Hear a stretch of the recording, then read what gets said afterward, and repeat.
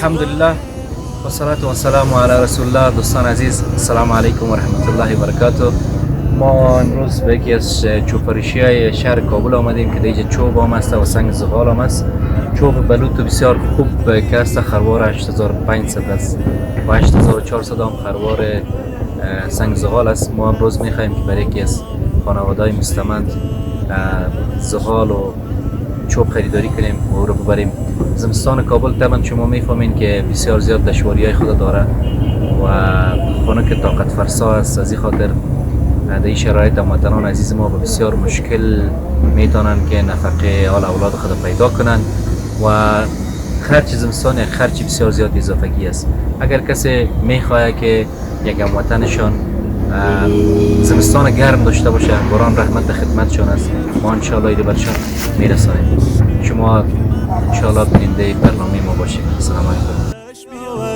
قطره اخلاص و دریا کردنش با من، به من گو حاجت خود را اجابت میکنم، آنی طلب کن آنچه میخواهی مهیا کردنش با من.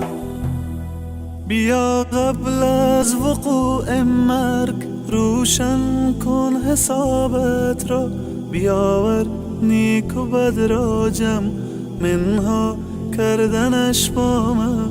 چو خوردی روزی امروز ما را شکر نعمت کن، غم فردا مخور هرگز که فردا خوردنت با من.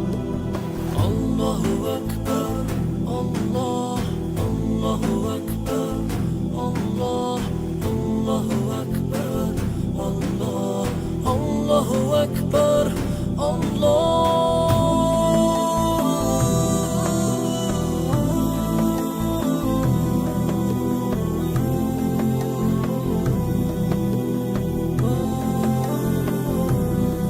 به قرآن آیه رحمت فراوان است ای انسان، بخوان این آیه را تفسیر و معنا کردنش با من.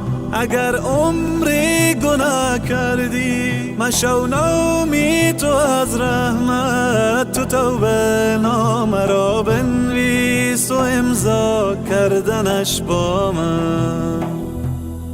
دلت را خانه ما کن مصفا کردنش با من، به ما درد دل افشا کن مداوا کردنش با من. اگر گم کرده ای دل کلید استجابت را، بیا یک لحظه با ما باش پیدا کردنش با من. الله اکبر الله اکبر الله اکبر الله اکبر الله اکبر الله اکبر الله اکبر الله اکبر. لا اله الا الله محمد رسول الله. لا اله الا الله یا الله یا الله یا الله یا الله یا الله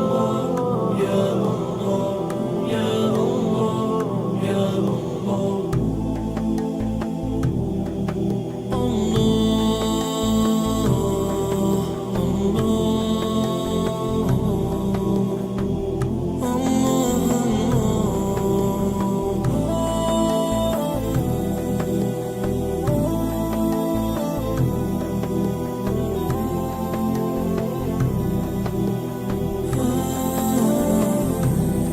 دلت را خانه ما کن مصفا